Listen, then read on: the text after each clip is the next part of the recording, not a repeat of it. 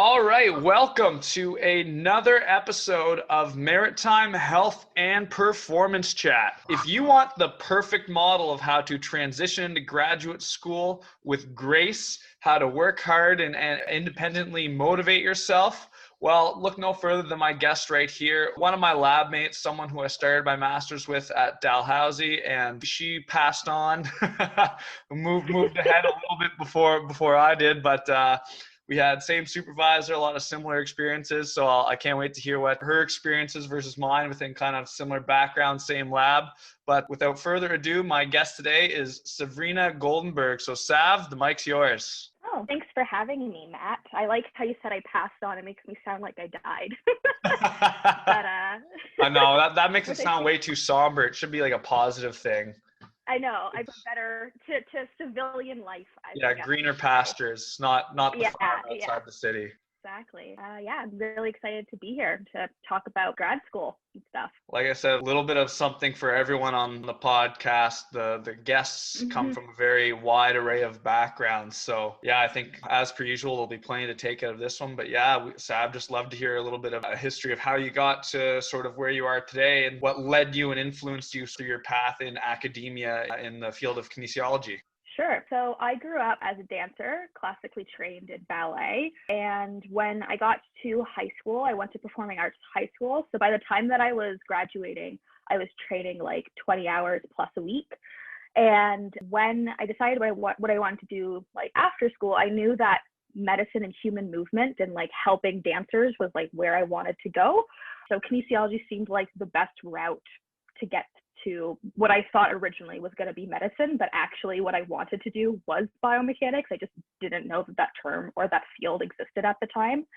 So I applied to Dal, got into kinesiology. First 2 years, didn't really know what I liked, what I didn't like. Find that for most people, especially in kin at Dal, year one is very overview, and then year two, you get like smacked in the face with like every course, and it's brutal and it's tough, and you're like, I don't know if I like any of this. And I found biomechanics actually in my third year, which is the advanced course that Matt, you took later on. And I fell in love with biomechanics. The entire idea of like, understanding human movement, and that can lead to injury prevention and injury rehabilitation. And just like, that was like the field that I always loved. I just never knew what it was. And so being introduced to that, and that led me into doing my honors. And then from there, I got introduced to do my master's at Dal.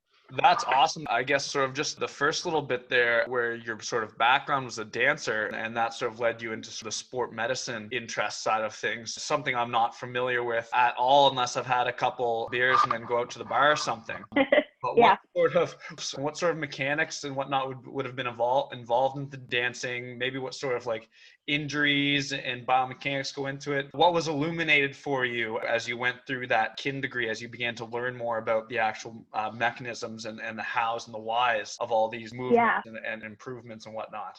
It's a great question. So what I can tell you about dances as a background is that from my experience, this might not be everybody, but when we were dancing, there was no aspect of like cross training involved, in the sense of like, they were like, oh yeah, do sit-ups, do this, do that. But I don't know, I have a feeling that with more like sports, even recreational at any level, there is some aspect of like drop on land or like, not sport specific training that goes along with it. Dance doesn't have that. Kinesiology, what I learned is that can be only beneficial is to help dancers train their bodies to be stronger, because dance is so classical, especially ballet. It's all about tradition. So it's not about what is mechanically achievable for the person. It's what's the most aesthetically pleasing. So you're forcing dancers' bodies to go into positions and to do things that maybe their body isn't actually able to do, but they're forcing it to happen that way. A great example for me is I have internally rotated hips. So like my femurs sit in my hip joint more internally rotated than external, which everybody has like a range from what it is. And dancers stand in external rotation. That's like this turnout, right? So they externally rotate from the hips and then all the way down to the feet.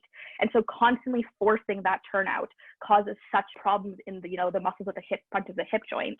And I had such issues with that growing up. And I would go to physiotherapists and they'd be like, I don't understand how you have such bad hip muscles. Like, why are they so weak? Why are they so tight? And that kind of led me to be like, well, nobody really understands what dancers are going through. So that's kind of what led me to, I'm going to be the person that figures out what dancers are going through. I'm going to be the one that's going to be able to help them. That's really exciting to be in sort of a fledgling field, a sort of emerging area of biomechanics. And I love how you said there's no cross training, but as you went through kin, you realized it would benefit because you think about the whole, it's really just the foundation of periodization, right? Like eventually as you train, your body sort of reaches limits within those adaptations it can make, whether it be through mobility or strength or whatever, and where you had to, like you said, be in not necessarily the most mechanically advantaged, but aesthetically pleasing positions.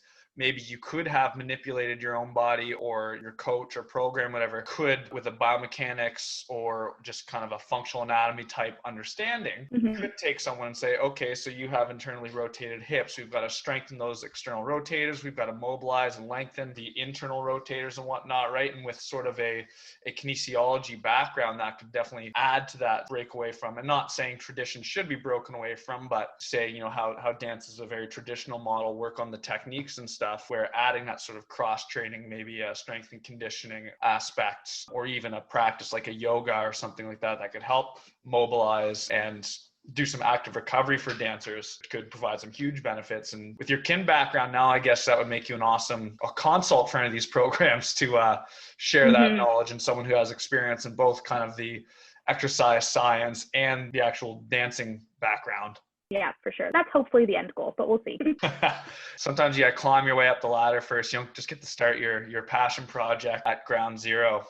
So I guess kind of moving on, well, you have your master's now. Maybe talk a bit about your research background and sort of what was your master's, what did you gain from that, and what does that sort of give you now with your current background in the field and your expertise in biomechanics? Yeah, so I went into my master's with a goal. And the goal was that it didn't really matter what the topic of my research was. It was all about how can I benefit and learn the most skills that can be transferable to anything. So this is why my research topic is going to be completely, it's not dance related at all. So I looked at understanding the biomechanical changes to blood pressure during exercise. So it takes the physiological aspect of changes in blood pressure with exercise, you know, your heart rate increases, you know, your expenditure changes, your efficiency levels changes based on your exercise output. And that changes your arterial blood pressure, obviously, you know, bigger demand for oxygen in the body. But there's also a biomechanical aspect that tends to be overlooked because people think that either it doesn't exist or it's very minimal in its effect.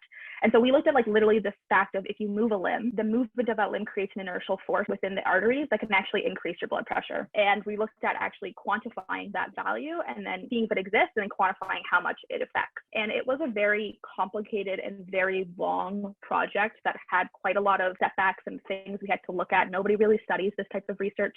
The equipment that is used is not designed to be used in that way. So the biggest skill set I think I learned from 4 years of working on this project from undergrad to master's level was, you know, problem solving skills and, you know, how to work with difficult equipment and how to kind of be able to take a problem and solve it step by step to achieve some sort of goal. I think we could be here all day talking about the steps you took as far as problem solving goes, and putting multiple pieces of equipment that might not necessarily be meant to work together and actually make them be able to talk to each other so you could acquire data for your project.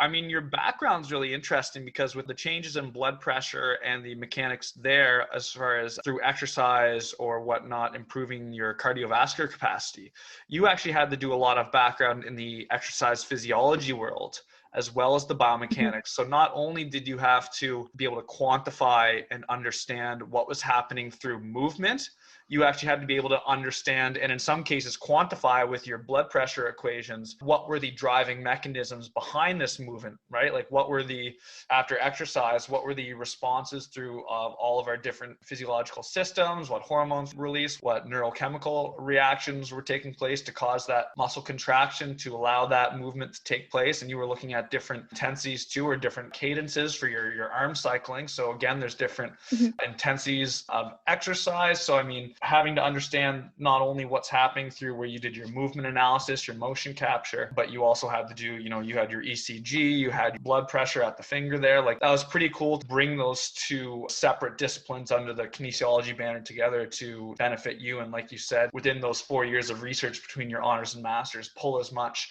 that can benefit you in going beyond in the field afterwards. Yeah, it was definitely funny when I told people my research project. They're always like, but you say you're a biomechanist. I'm like, I am. And they're like, no, your project's exercise physiology. I'm like, no, it's not actually. It's both, but I was focusing more on the biomechanical side, but it's true. I did have to have quite a lot of exercise physiology background, which was not my strongest subject that I studied in school. I actually dreaded having to relearn exercise physiology topics. I find that area the hardest to recollect in my brain. There's a lot of hormones.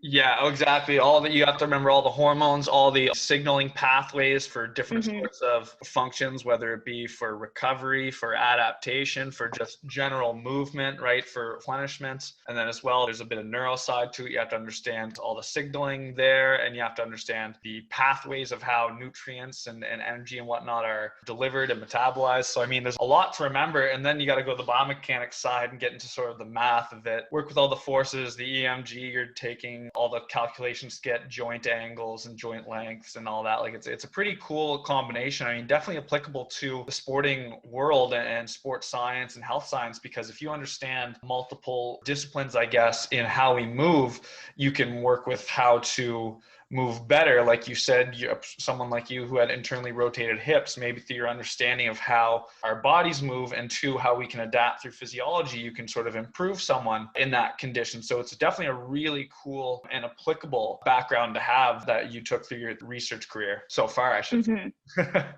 I sort of alluded to earlier, you were a fantastic model for how to go through your master's, and you sort of touched on a bit about it right there, how you were saying the project itself didn't matter. And that's the case a lot in a master's, where you are kind of low on the ladder. It's usually you're doing someone else's project that you might have a bit of input, because, you pick your master's supervisor based area of interest for research. But I mean, a lot of the times it's a project that's given to you. So, I mean, you took the project from even your honors, and like you said, you want to learn and take as much and improve and grow within the field as much as you could. And you definitely did that through your project, and you did that through, TAing. I saw you, I think, when students came in, even if it wasn't a course you were involved with, could always ask you about a piece of equipment, say, how do I use this? How do I do this? And you can always help them out. So you obviously kind of went in with your goal and met that. But one thing you got to do too, which I found really interesting, was you actually got to go abroad for several months and do research. So would you like to talk a bit about that? Talk about the progress and the process of going through that, what it was like living overseas for a couple months and doing research? Yeah, for sure. So obviously right now people can't do it, but I would recommend to anybody who's listening that if you do have the opportunity to travel during your master's, to do it. Absolutely. So I was awarded the MyTax Global Link Research Award, which is through MyTax, which I believe is a Canadian or a North American company that does a lot of research with postdocs to fund between industry and academia. But they do this grant where they allow grad students to travel to a different university to study for 4 to 6 months, and they give you a grant to pay for it, or to cover at least some of the costs. Obviously, throughout my entire academic career, everybody knew that I wanted to study dance at some point, but I chose not to do that as my main focus of research, just because living in Nova Scotia, there are dancers out there, but I really was, if I was going to work with dancers, I really wanted to work with pre-professional or professional, and that's just not the easiest opportunity in Nova Scotia. I would have to go to Montreal, or go to Toronto, or go down to the States. And also I wanted to learn about the field. I had an interest in it, but I didn't really know what was out there research-wise. I read papers and things like that, but I didn't really know where people were studying or what it was like, or the funding aspect of it. So my supervisor said to me one day, hey, this award's open. Why don't you reach out to some dance researchers that you're interested, that you are following, and see if they want to sponsor you to come over to work with them for 4 months. And so how it works is you reach out to a supervisor or a researcher that you admire. I just emailed a whole bunch of them, just like a random introductory email, said, hey, I have an opportunity to get some money to come over. You don't have to pay me. I get money outside of from this company called Maritime, and I get to come over and work for 4 months on a project that you have running. And it could be like, I do my own project, you have some work I want to do. I just want to learn about dance science. Like, what are you doing out there? And I sent out a whole bunch of emails, and the one guy that responded to me, he's on like every paper that I've ever read. He responded a one-lined email, which is very typical of researchers. He spelled my name wrong accidentally, and he said, yeah, sure, come on over. When are you arriving? And I was like, okay. Happened very quickly. I submitted an application, and then with MyTax, if you submit an application, if it's completed, it usually gets funded. And in the summer of 2019, I went to Birmingham for 4 months to work at the University of Wolverhampton. And it was a great experience. I got to learn a lot about dance science and about kind of what the research is like, the equipment that they have there. And the researcher that I got to work with, he has a lot of connections in the dance science field. So I got to learn about like conferences that they go to and the field of research that people are going into. And also what's really great about that experience was it showed me when I was removed from the lab that I worked in, how much I'd actually learned. Because I find sometimes when I was in our lab is filled with like some really amazing, smart, intelligent people. And sometimes I would sit in my chair and be like, I don't know if I've learned anything. I have no idea like what my skill set is, because you're so like in your own bubble trying to grind to get out the work. But when you're removed from that, you go to a different institution that has a different way of working. I remember arriving and they were like, oh, how do you analyze data? How do you do this? How do you do that? And I was like, oh, I know how to do all of these things. So like, you do? And I was like, yeah, I do. I know how to do MATLAB. I know how to set up my own equipment. I know how to calibrate instruments, all that stuff. So it was really, besides learning about a new field that I'm really interested in, it also showed me,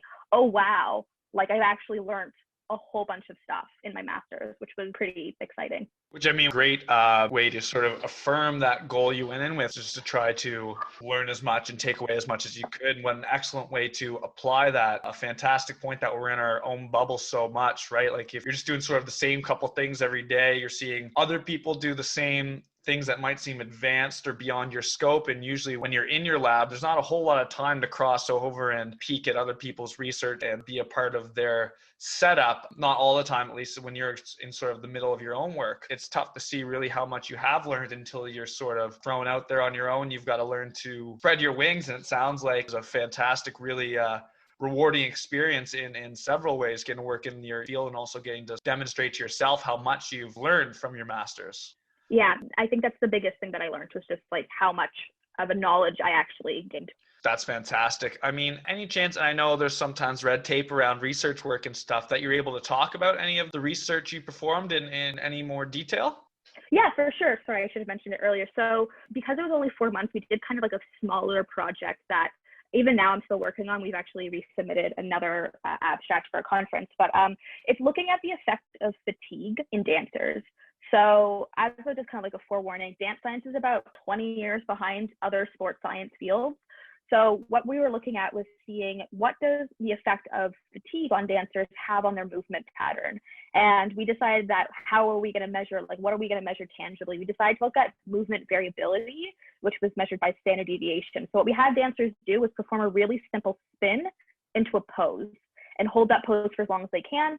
And we asked them to do it like baseline a couple of times, and then we got them to do it 4 times after a different bout of an aerobic fitness test, which was designed specifically to achieve VO2 max in dancers.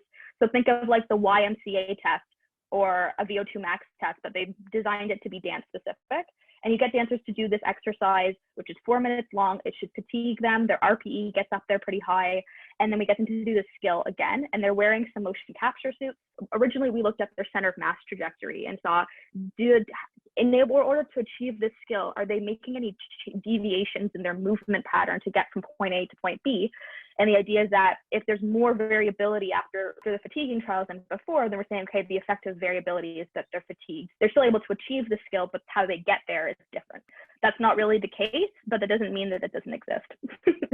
And then again, kind of even with your master's research at Dal there, it was sort of in a niche field. This sounds like it's in a niche field in a completely different area than what you were used to. Mm-hmm. So that's really interesting to be, again, on the sort of emerging areas of research, especially where you said dance research was a bit behind other sports science. And that sounds really interesting that you mentioned within the research study that you guys had a dancer specific VO2 max test, because I mean, you talk about testing, specificity plays a fantastic role, because if you want to find the most accurate VO2 max of, say, a competitive cyclist, you don't want them to perform the treadmill test because they probably don't run very often during the year, maybe a bit of cross training, but that's it, versus have them do their VO2 on a cycle ergometer, right? It makes sense to have them do something in a specific way to what they train to get them the best results. So that's really interesting that you guys were able to develop a dance specific test within that research project to get some of the results and the data you needed.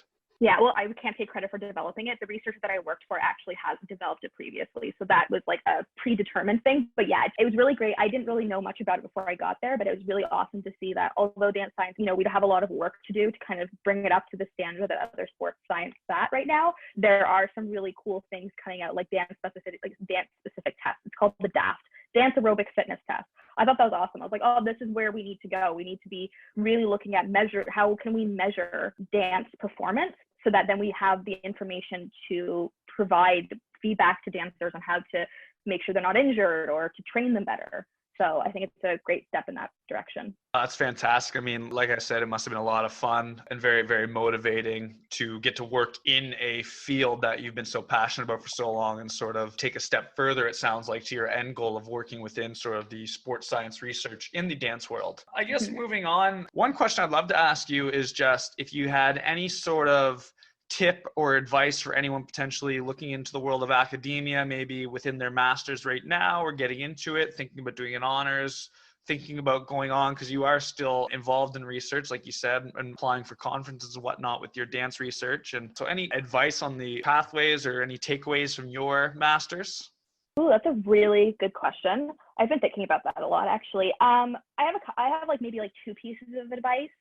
The first one would be make sure that you like understand what you want out of your master's degree, because it's a grind. It can be very, very deflating. I found that, you know, there were months or periods of time during my master's where my work isn't getting anywhere. I'm not very motivated. I'm far behind, especially when you're done your coursework and it's now just like your own time to do your own research. And I have, you know, you have to be very self-motivated to get the work done. And so you have to always kind of remind yourself what the goal is of your master's and why you got into it in the first place. So if you can understand that and be like, there's going to be weeks, days, months, whatever, where it's brutal, but you know what you want at the end of it. Because I think that sometimes people could get into their masters and be like, oh, I don't like this, and then just be miserable. And that would be the worst. Because if you're not motivated or excited to do what you want to do or excited to get to an end goal, it can be the longest 2 years ever. And then the other piece of advice I'd have is to make sure you have like really good communication with your supervisor and with your lab mates. I think personally, our lab and the people that we got to do our masters with made the experience for me. Like imagine if it was just like me by myself, or we didn't have that good camaraderie. So making sure that like before you do your masters, you meet your supervisor, you talk to them, you meet people, fellow researchers, and make sure that like you have, this is the environment that I want to work in, because that can make or break your experience.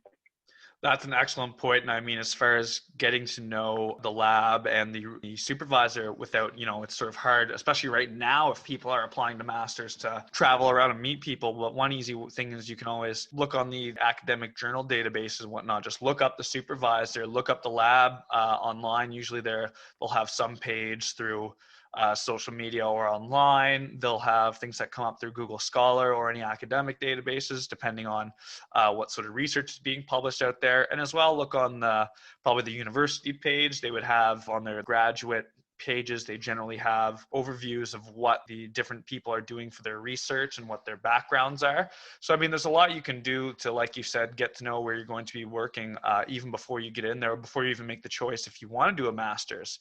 But like 100% to echo, having the people in the lab was just such a huge help. The people that have gone through it that are maybe further along in their careers, either in the same degree or further degrees, like doing their PhDs or their postdocs. But yeah, it helps so much to have that community around you. It's sort of you're suffering with people, at least, and that kind of brings the morale up a lot better, as opposed to, like you said, sort of just having to grind through this on your own, all this independent learning, independently motivated, and making sure you don't get stuck in something, like you said, you don't enjoy. So, I mean, just fantastic points. And I definitely echo all those, because I mean, again, you're out on the other side now. So it's nice to have that ability to look back and reflect and see what really would make the difference, or what really made the whole experience for you. I guess you didn't have a lot of time in school during the pandemic. And I mean, you're trying to get things done now, like for conferences, which a lot of them have sort of transitioned to an online format, similar to sort of how we're doing this interview right now, just on a much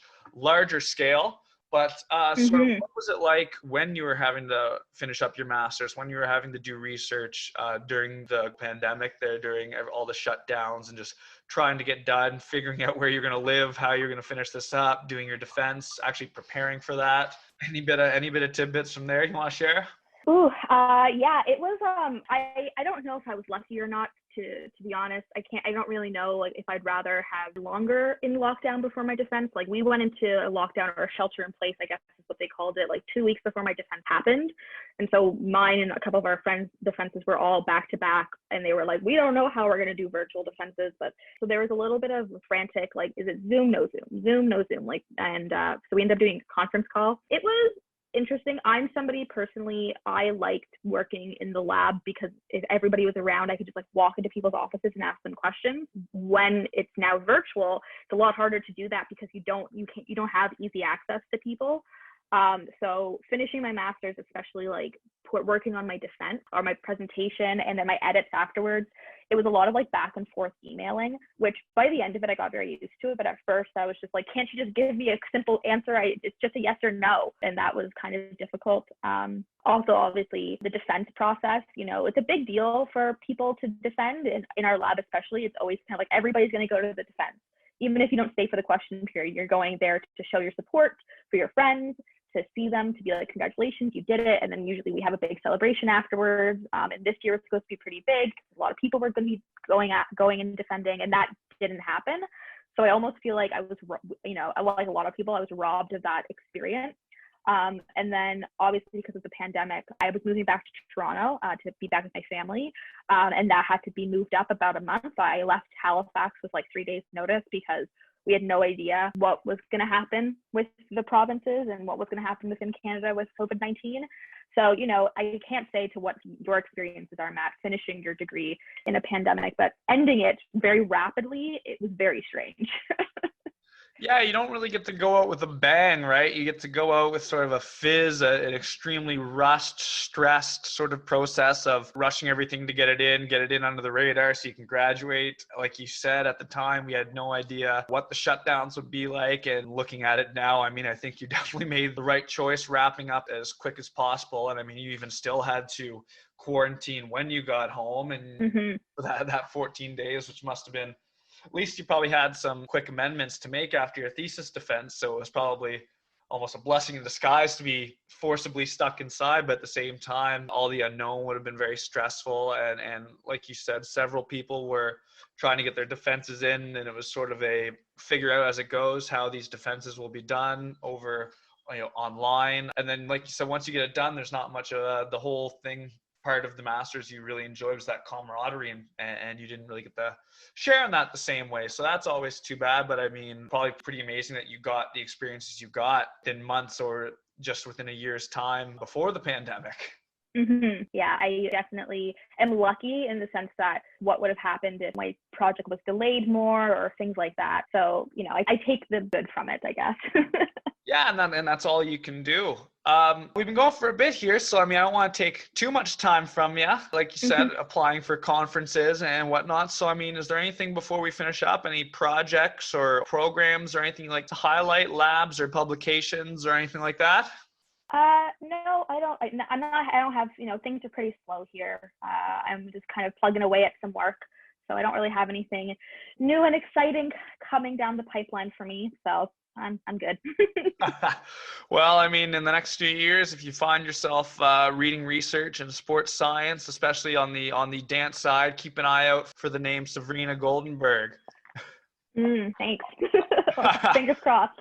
All right, thanks so much, Sav, for volunteering your time today, and a lot of experience and knowledge you offered up today. So really appreciate that. No, you're welcome. Anytime. All right, that's it for us today on Maritime Health and Performance Chat. We'll see you next time.